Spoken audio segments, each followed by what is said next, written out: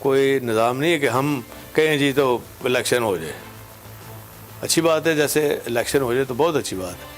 اب اس کا ایگری کرنا, پھر چیف الیکشن کمشنر ہمارے خلاف ہے, عمران خان صاحب کے خلاف ہے, یہ شریف کہتے ہیں ہم ڈسکوالیفائی کرا دیں, کیونکہ ہر رستہ ہی انہوں نے پیڑا لبنا ہے, شارٹ کٹ.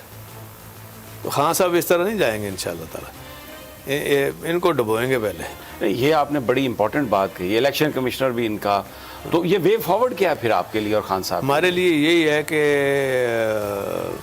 یہ جو سب سارا نیا سیٹ اپ آیا ہے نا, ان کا کوئی ارادہ نہیں ہے, کہتے ہیں ہم نے پورا فیئر اینڈ فری الیکشن کرانا ہے, انصاف کے مطابق کرانا ہے. تو اس صورت میں ہمیں انشاءاللہ خود بخود ایج مل جائے گا, کسی کو کہنے کی ضرورت نہیں ہے. اللہ کی مدد سے ہمارا کام ٹھیک ہے.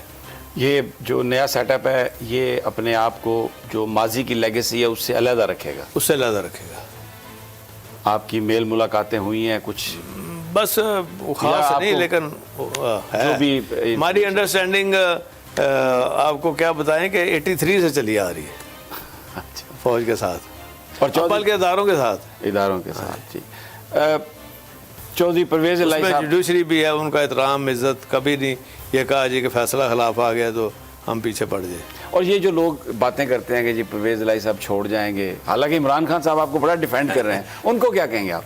وہ مخالف ہے نا, جو مخالف ہے اس پہ آپ کو نہ امید رکھنی چاہیے, نہ اپنا وقت ضائع کرنا چاہیے. ویسٹیج آف ٹائم ہے.